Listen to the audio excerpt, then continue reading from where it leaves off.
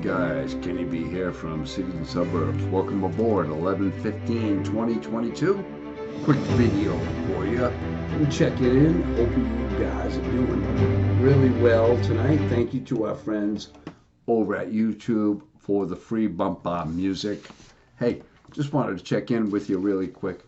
Today, Mother Earth is now home to 8 billion people. 8 billion people. That's a lot of people. And that means that as we advance as a planet, cities, suburbs, if you will, there's going to be more demand on resources. And so just think about that.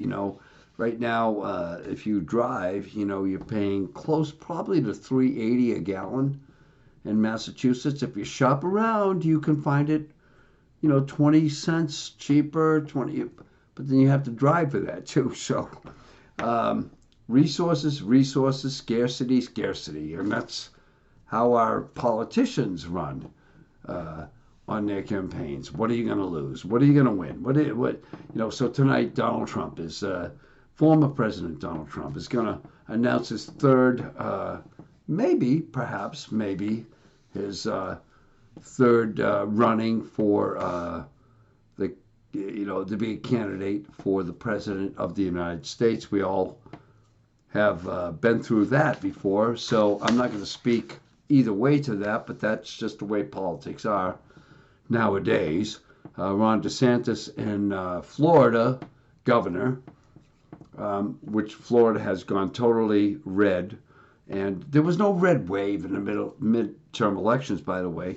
But so we'll see but Ron DeSantis versus Donald Trump, and we'll see what happens. But how is that going to benefit you? I would say watch your wallet. If I had mine here, here it is. It's right here. Watch it. Keep it close. Believe me, everybody wants it. You need it more than they do. Trust me. So yeah, 8 billion people, and I don't know who the 8 billionth person is on the planet today, but that was noted in the news. So I'm just bringing you factoids here. And if you haven't noticed, I'm kind of bundled up here. I'm always cold. I hate the cold, but I love the cold. And because this time of year we get into the holiday season. Thanksgiving is next week, and then they I want your dollar and business kicks in. Come shop with me. So we'll see what happens there. But so anyway, so really quick, really dismayed with the local news and the media around the Canal district and this whole infatuation, masturbation we have with the Canal district in Worcester, and I wish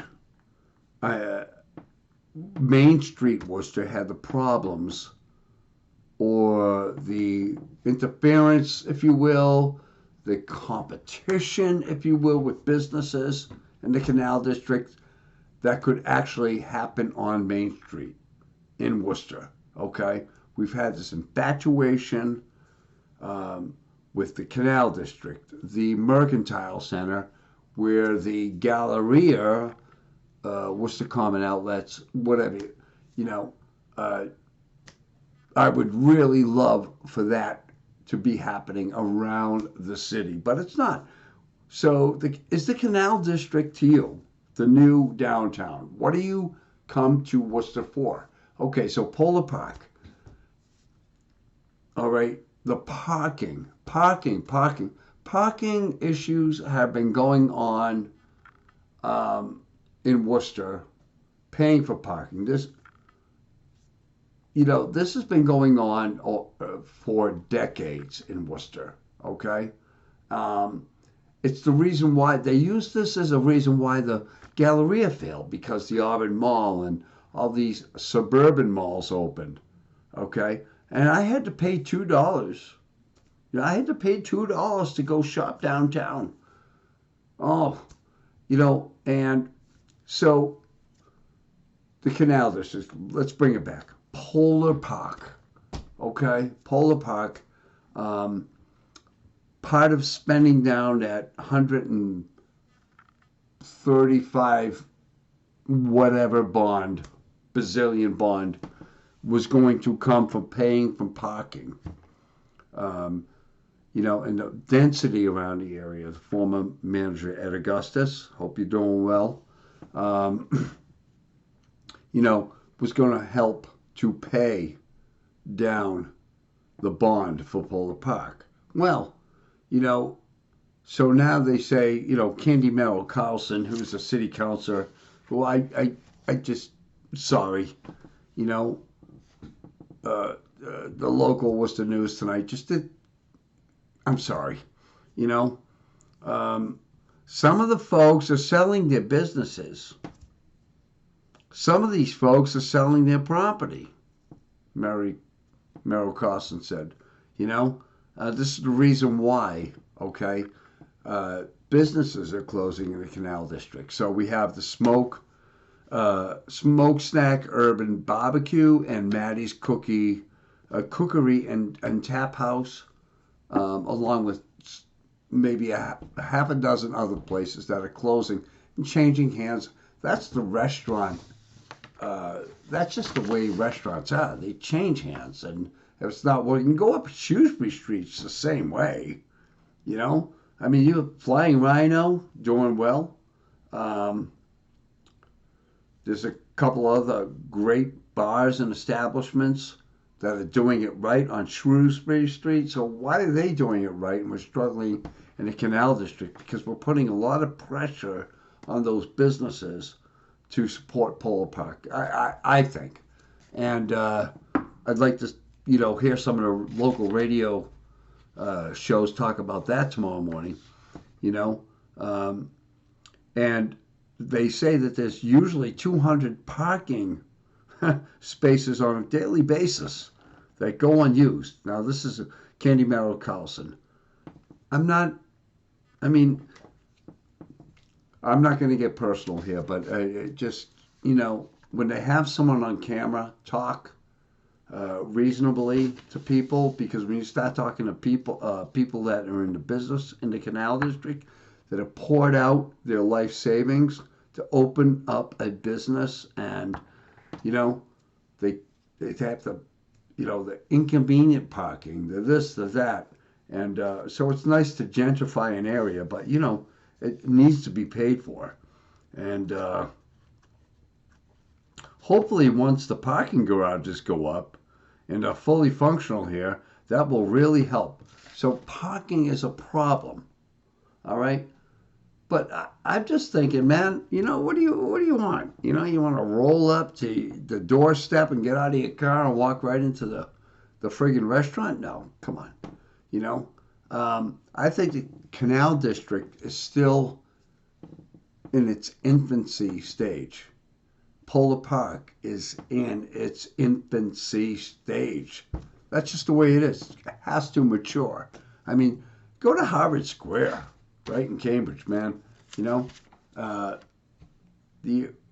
need some type of catalyst that's going to create organic conditions for entertainment. Now, Canal District has a lot of potential. However, there are 7 entries to Kelly Square. Some of the streets that feed into Kelly Square, they're still in the 1800s. Let's just say that.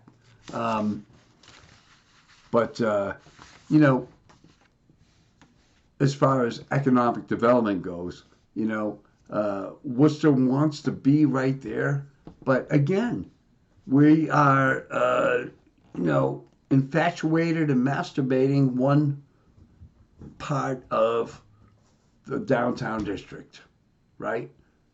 And then home building, that's going to go, and be knocked down, and so we get people to live downtown with the density to do what? I'm just questioning, and we're going to leave you with this question: has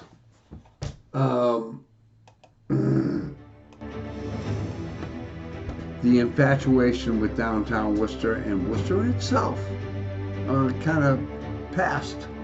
I know COVID has done a lot with it, has done a lot with business, but it's really no excuse because Worcester has, had the same narrow-minded representation on the city council, starting with the individual I spoke with today, making excuses. Friggin' fix it, You want Worcester to be a real destination for everybody, and it just can't be for people who have money, right? It has to be, equitable for every citizen in Worcester, okay? No matter what community you reside in. So have your infatuation with the Canal District. No one has any love for Main Street. Make it look good, but long way to go at Main Street. I can't even buy a pack of cigarettes on Main Street anymore. Tobacco, the owl shops, moving to New Hampshire. So anyway, thank you, Worcester, and thank you for your leadership at the City Council because it's horrendous. Anyway, talk to you soon. Kenny be here, signing out. Sorry to be negative, but Worcester is a great city with people who want to be there. All right, and the council should be taking care of them. All right, take care. Good night.